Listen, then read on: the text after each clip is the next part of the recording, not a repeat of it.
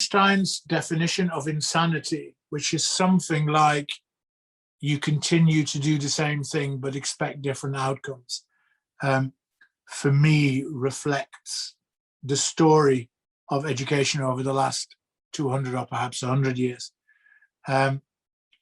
Why, and actually we need to again distinguish between schooling and education.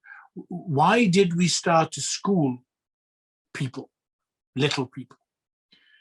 We started to school people because the economy that was growing as part of the Industrial Revolution needed certain skill sets. It needed workers.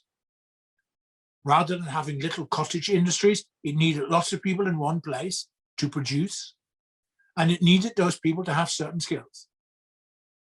So we built little buildings, we called them schools, and we put people in there and we taught them what they needed to know to do those jobs. And it worked.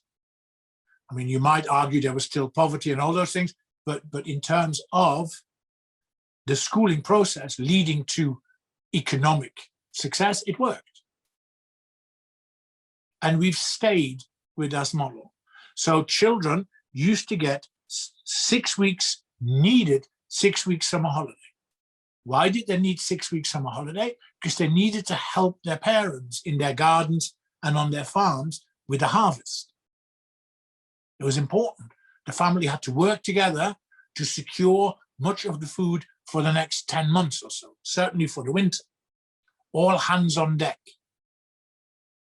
And move forward 200 years, and we still have schools, and the children still sit in those rooms. There's probably fewer in the classroom now than there were then, but they're still facing the front because they're being told things, so they have to listen. They still work like office hours, so they start at 9 in the morning and they finish at 4 in the afternoon. They still have 6 weeks in the summer.